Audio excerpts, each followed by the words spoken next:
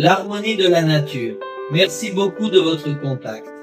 Je m'appelle Teofilo Palacios, je suis un enthousiaste conférencier du programme Rescat et j'apporte des recherches de réflexion plus actuelles à partager avec vous.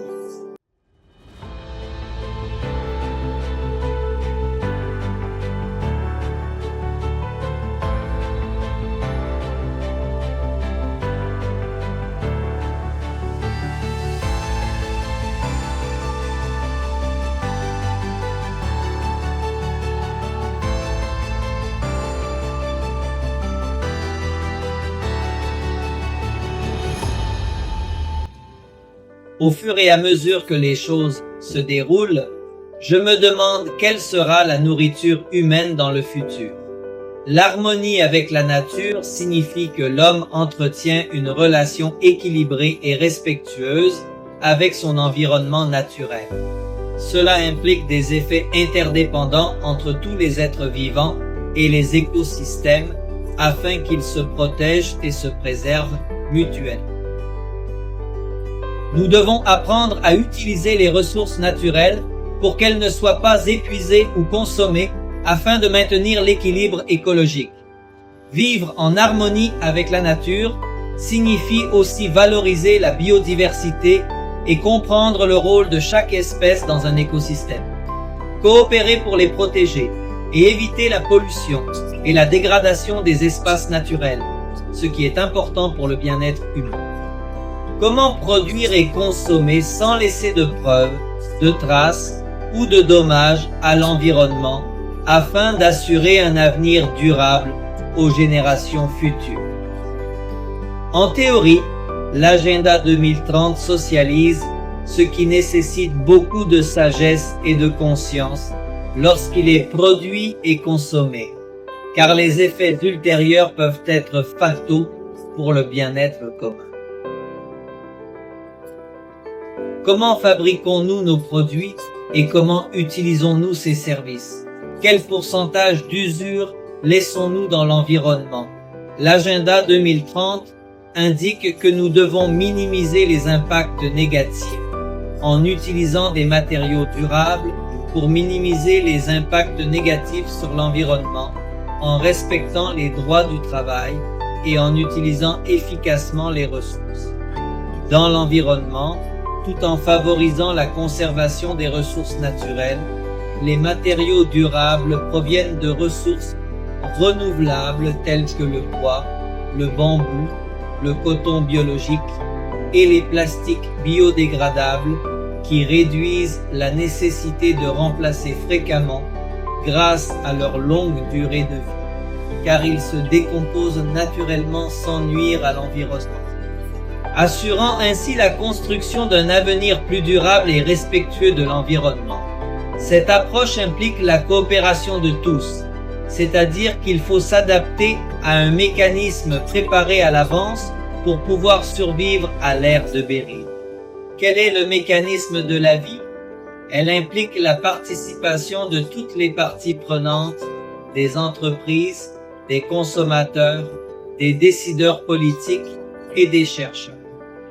Les scientifiques du commerce de détail, les médias et les organisations de coopération au développement s'adaptent et facilitent la mise en œuvre de projets mondiaux afin d'atteindre l'objectif d'une société coopérative avec le système en matière de production et de consommation durable d'ici à 2030.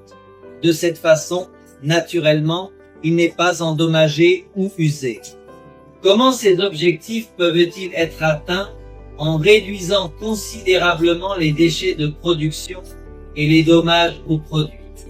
Mettre en place un système de mise en œuvre des lignes directrices mondiales dans tous les domaines de la communauté, de l'éducation, du travail, des services de coexistence religieuse. L'agenda 2030 présente ses recommandations. Mais malheureusement, il n'a pas le budget des ressources naturelles pour résoudre les problèmes environnementaux. En théorie, la réduction des déchets et l'adoption d'énergies renouvelables sont des alternatives uniques. Mais même si elles sont mises en œuvre par loi ou décret, Il existe des difficultés qui ne peuvent être résolues. Tout d'abord, pourquoi est-ce impossible? Parce que la nature a un grave problème.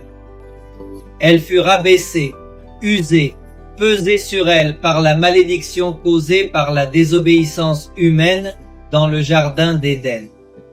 Le deuxième et le plus grand problème est l'inconscient humain qui ne reconnaît pas les limites de l'utilisation des ressources naturelles et finit par les détruire et se détruire de manière progressive et choquante. Il n'y a pas d'inversion ni de solution proposée dans les deux situations. Le rêve de l'agenda 2030 est-il vraiment utopique? Au lieu de cela, je veux que les gens se souviennent de l'existence d'un lieu où rien n'est détérioré, où rien n'est corrompu, où rien n'est détruit. Vous pouvez vivre sans détruire l'environnement naturel, car il n'y a pas de traces de péché ou de malédiction. Voyons voir. La parole de Dieu dit qu'au milieu des rues de la ville, de l'autre côté du fleuve, il y a un arbre de vie qui porte 12 fruits, qui porte ses fruits chaque mois, et que les feuilles de l'arbre sont destinées à guérir les nations. Et heureux ceux qui lavent leurs vêtements.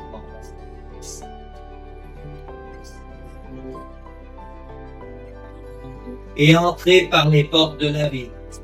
C'est ainsi que nous reconnaissons que dans le royaume végétal, Dieu a un choix unique et durable qui ne peut pas être détruit, ne peut pas être modifié, ne peut pas être corrompu. Là, nous aurons des aliments vivaces, de la végétation et de la nature qui aideront à protéger le monde naturel de Dieu dans le règne animal.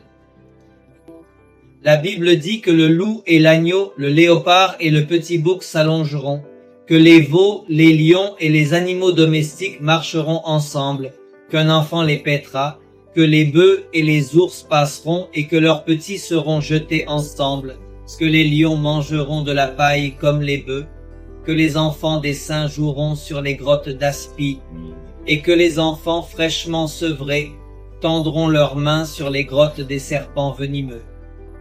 Sur ma sainte montagne, ils ne feront pas de mal ni de mal, car la terre sera remplie de la connaissance du Seigneur, comme les eaux couvrent la mer. Comme c'est intéressant de pouvoir penser à ce monde que Dieu possède encore. Les animaux féroces et destructeurs d'aujourd'hui peuvent également partager les bienfaits que Dieu offre dans son programme, la seule option pour 11 enfants. Vous pouvez vous approcher d'eux sans aucune menace de vous chasser ou de vous détruire.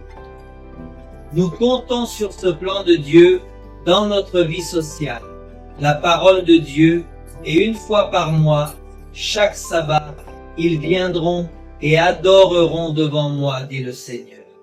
Ils bâtiront des maisons, ils y habiteront, ils planteront des vignes et en mangeront le fruit. C'est magnifique. Quand les familles peuvent profiter des fruits de leur travail, quand personne ne convoite ni ne menace la propriété d'autrui, c'est le plan de Dieu. Même ces choses sont seulement exclues du programme de Dieu. C'est pourquoi nous vous invitons à participer à l'agenda que Dieu vous présente dans l'apprentissage. Et dans l'éducation, nous aurons également des hauteurs à atteindre, très haut, au fait. Et il n'y aura plus de malédiction.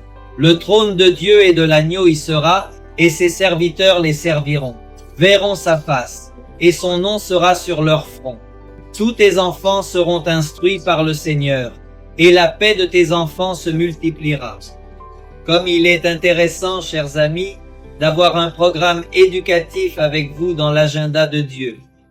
Il s'agit d'un programme éducatif qui non seulement accroît la connaissance, mais développe aussi l'intelligence et permet une meilleure compréhension de la sagesse, de la grâce et de l'amour de Dieu. Je vous invite, afin que vous aussi vous imaginez à partir d'aujourd'hui, assis aux pieds de Jésus et apprenant de ce grand maître, car ce sera lui qui nous enseignera cette éducation dans l'éternité. Il y a beaucoup d'autres choses à parler de l'environnement du nouveau ciel et de la nouvelle terre où nous pouvons être heureux. Voici, je vais créer de nouveaux cieux et une nouvelle terre, dit l'Éternel, et il ne sera plus jamais souvenu des choses antérieures, et il n'y aura plus de mémoire. Je vous invite à en apprendre davantage sur les circonstances futures que Dieu prépare pour vous et votre famille. Postulez pour étudier les cours bibliques recommandés ci-dessous. Maintenant, je veux prier pour vous et demander à Dieu de permettre à vous et moi, si nous ne nous sommes pas rencontrés aujourd'hui, de parler davantage de ces merveilleux sujets de Dieu aussi au ciel. Cher Père Céleste, où que vous soyez, vous priez avec moi. Merci Seigneur que je te donne cette grande bénédiction d'avoir ta parole qui est la lumière sous nos pieds, qui illumine nos pensées, qui donne à nos cœurs une chaleur divine, qui nous rapproche de toi et qui nous ouvre le panorama d'un monde meilleur. Bénédiction aux amis qui ont participé à cette réunion. Merci aussi beaucoup de m'avoir fait comprendre ce merveilleux plan que vous avez pour l'humanité. Qu'avez-vous préparé pour moi? Je te remercie pour tout ce que j'ai apprécié jusqu'à présent, et je sais que je l'apprécierai aussi dans le royaume des cieux. C'est pourquoi je vous demande de faire cela pour mes amis, pour leurs familles, pour chaque auditeur. Ne pensez pas à nos erreurs, nos doutes, nos souffrances. Donnez-nous la paix, donnez-nous des bénédictions, donnez-nous la foi et la confiance que nous serons avec vous un jour. Nous vous verrons. Nous vivrons avec vous pour toujours. Bénissez-nous aujourd'hui et tous les jours au nom de Jésus. Merci beaucoup de nous rejoindre aujourd'hui. C'est un plaisir de le partager avec vous et rappelez-vous que lors de la prochaine réunion, nous aurons un sujet impressionnant et merveilleux pour vous et votre famille. Nous espérons que vous ne le manquez pas.